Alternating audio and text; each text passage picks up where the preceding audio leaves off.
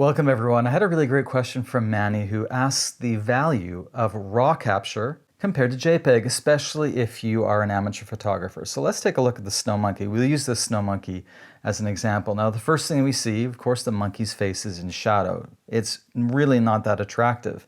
And also, if you take a look at the snow, we would say that the snow is blown out, meaning it's just too bright and there's no real information or texture in the snow. So the value of RAW, the first value, and actually there's quite a few really important, valuable aspects of RAW. The first thing that I usually say to people is that there's an extreme ability to alter the exposure of the highlight areas and the shadow areas within the same picture. So let me give you an example. Let's go to our light area, and we're going to go to shadows. Now watch what happens when we increase shadows.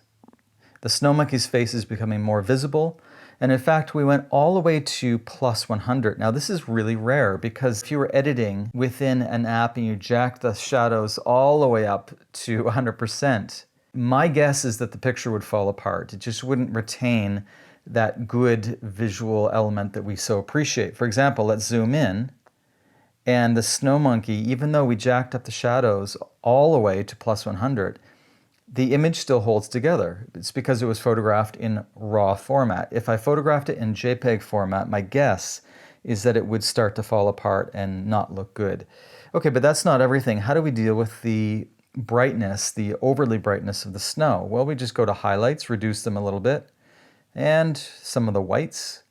And as you can see, we're starting to get what's called texture or information in the white areas. This is very important because we don't usually want to have zero information. What that means is that in our white areas, there's no pixels, there's no gradations, there's no tones at all.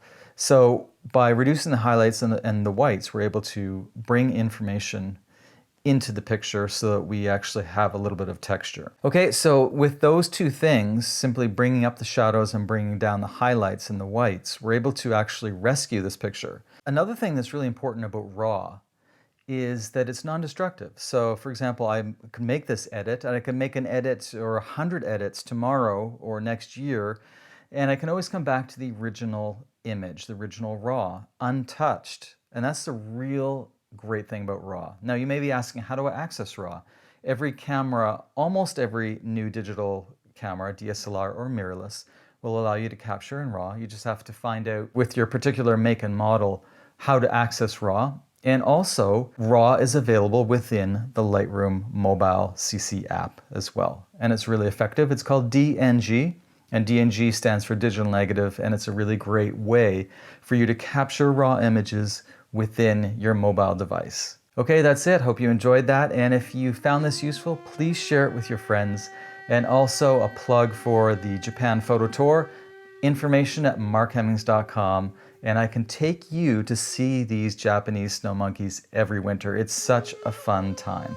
Have a great day and check back tomorrow for another free lesson.